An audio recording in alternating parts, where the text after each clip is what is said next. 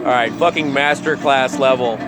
No start on a DD13. No transmission light flashing, but the fuse looks fine. But if you know how these bullshit Chinese fuses go, you can't even see it with this bullshit camera, but there's a crack. There's a crack in the fucking fuse, but it's completely intact.